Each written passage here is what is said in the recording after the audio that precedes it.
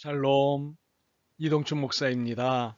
오늘도 여러분의 삶이 주님의 평안으로 가득하시길 기원하며 하나님의 말씀을 나누겠습니다.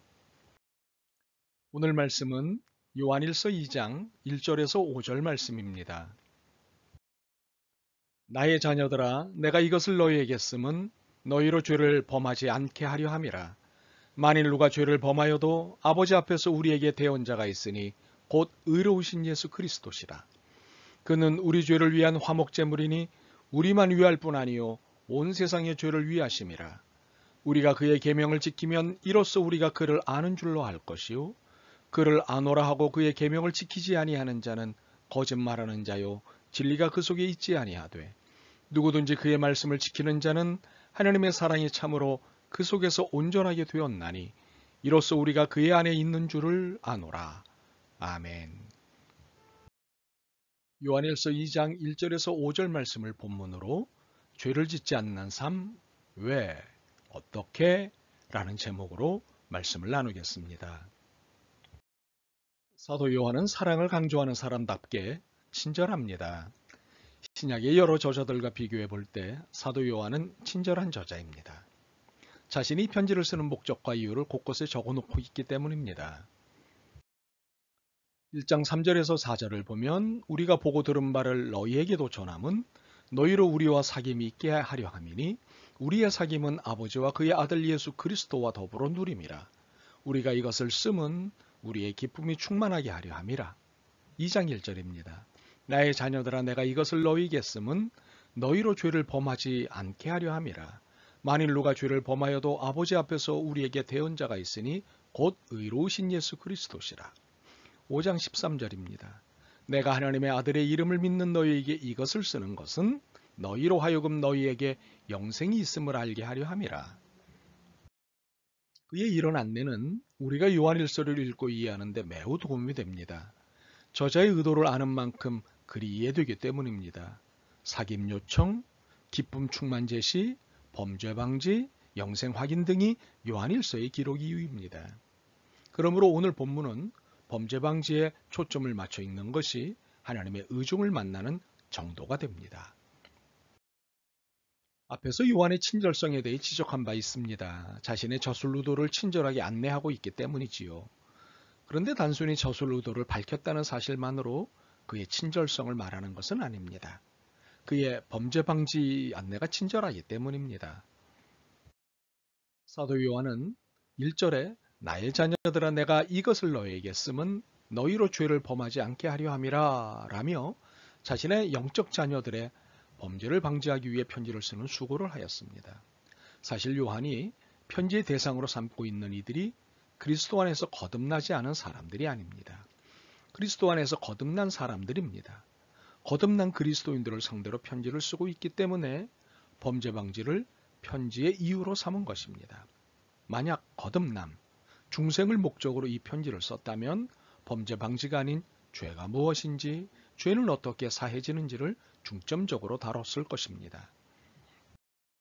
그러나 거듭난 그리스도인들을 상대로 쓴 편지이기 때문에 범죄 방지가 주목적이 된 것입니다. 그런데 우리는 요한의 친절을 이 부분에서 또 한 차례 발견하게 됩니다. 1절 하반절과 2절입니다. 만일 누가 죄를 범하여도 아버지 앞에서 우리에게 대언자가 있으니 곧 의로우신 예수 그리스도시라. 그는 우리 죄를 위한 화목제물이니 우리만 위할 뿐 아니요 온 세상의 죄를 위하심이라. 편지의 목적은 범죄 방지인데 죄사함의 방법도 안내하는 요한입니다. 참으로 친절한 사람입니다. 그의 친절한 안내를 통해 우리가 다시 한번 확인하는 것은 죄사함은 예수 그리스도를 통해서만이라는 사실입니다. 이것은 진실이고 이것이 진리입니다. 하나님만으로는 죄의 문제가 해결될 수 없습니다. 예수 그리스도를 통해서만 하나님의 죄 사함을 허락하시기 때문입니다. 성령님으로도 아닙니다. 성령님은 우리를 그리스도 예수께로 안내하는 역할만 하시기 때문입니다. 그 어떤 경우라도 예수 그리스도를 빼고는 구원도 죄사함도 없습니다. 오직 예수입니다. 오직 예수 그리스도를 통해서만 죄의 문제가 해결된다는 사실을 설명함과 동시에 사도 요한은 죄를 짓지 않는 삶을 살 것을 부탁합니다. 1절 상반절입니다. 나의 자녀들아 내가 이것을 너희에게 쓰면 너희로 죄를 범하지 않게 하려 함이라. 그리고는 그는 우리가 왜 죄를 짓지 말아야 하는지, 어떻게 하면 죄를 짓지 않는지를 설명합니다. 첫 번째로 그는 우리가 왜 죄를 짓지 말아야 하는가를 3절에서 5절에 설명합니다. 우리가 그의 계명을 지키면 이로써 우리가 그를 아는 줄로 알 것이요 그를 아노라 하고 그의 계명을 지키지 아니하는 자는 거짓말하는 자요 진리가 그 속에 있지 아니하되 누구든지 그의 말씀을 지키는 자는 하나님의 사랑이 참으로 그 속에서 온전하게 되었나니 이로써 우리가 그의 안에 있는 줄을 아노라. 그는 우리가 죄를 짓지 말아야 하는 이유, 그리고 죄를 지어서는 안 되는 이유를 이렇게 설명합니다. 첫째, 우리가 하나님을 알고 있기 때문이다. 두 번째, 진리가 우리 안에 있기 때문이다. 세 번째, 하나님의 사랑이 우리 안에 온전히 있기 때문이다. 네 번째, 우리가 하나님 안에 있기 때문이다. 이렇게 설명합니다. 이 말씀을 들은 여러분의 기분은 어떻습니까? 자랑스럽습니까? 부담스럽습니까? 기분이 좋습니까? 아니면 민망합니까? 아마 여러분 스스로 생각하는 자신의 상태에 따라 대답이 다를 것입니다. 그러나 분명한 것은 우리가 거듭난 그리스도인이라면 이 말씀에 동의할 것입니다. 만약 이 말씀에 동의하지 않는다면 어쩌면 자신의 중생 여부를 재확인해야 합니다. 이제 우리는 이 네 가지 사실을 무엇 못이라면으로 바꿔 읽을 필요가 있습니다. 이렇게 함으로 우리가 죄를 짓지 말아야 하는 이유를 더 확신하게 될 테니까요. 첫 번째로 우리가 하나님을 알고 있다면 죄를 짓지 말아야 한다.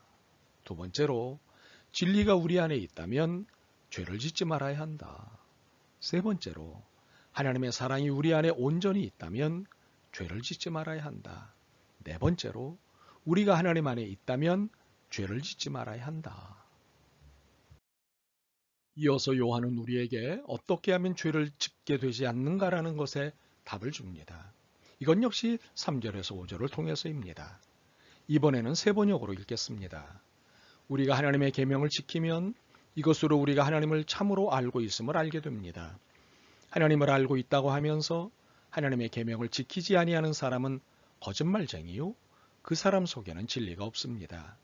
그러나 누구든지 하나님의 말씀을 지키면 그 사람 속에는 하나님께 대한 사랑이 참으로 완성됩니다. 이것으로 우리가 하나님 안에 있음을 압니다. 요한의 설명은 길지만 답은 간단합니다. 하나님의 계명, 하나님의 말씀을 지키면 된다입니다.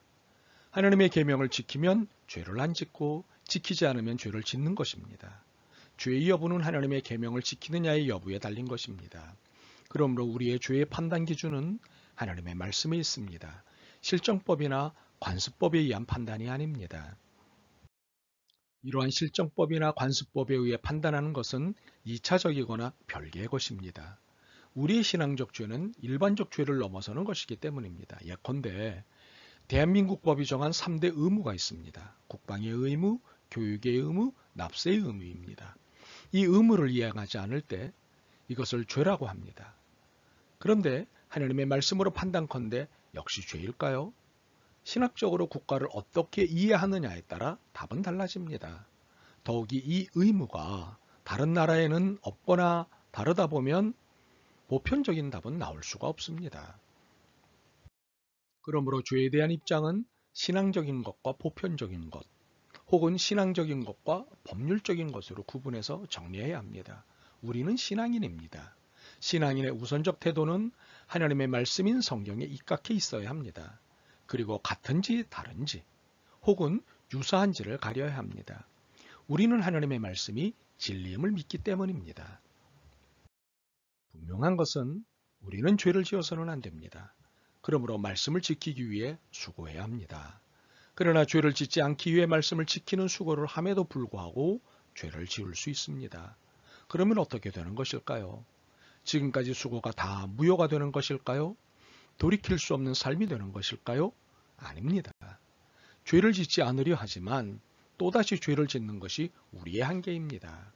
하나님의 말씀을 지키면서도 또 죄를 짓는 것이 우리의 한계입니다. 이 한계를 잘 알고 계신 하나님이십니다. 시편 103편 13절에서 15절입니다.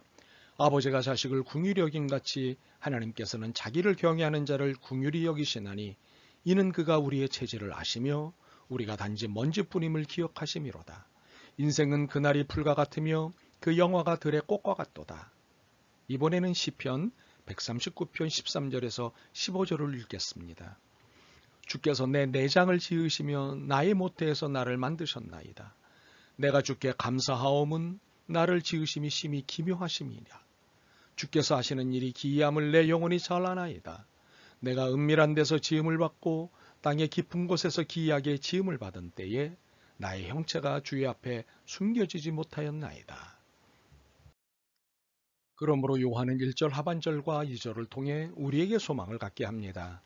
만일 누가 죄를 범하여도 아버지 앞에서 우리에게 대언자가 있으니 곧 의로우신 예수 그리스도시라. 그는 우리 죄를 위한 화목제물이니 우리만 위할 뿐 아니요 온 세상의 죄를 위하심이라. 혹시 누군가 너의 죄는 영원히 용서될 수 없어라고 말해도 예수 그리스도는 내가 너의 죄를 용서한다고 말씀하십니다.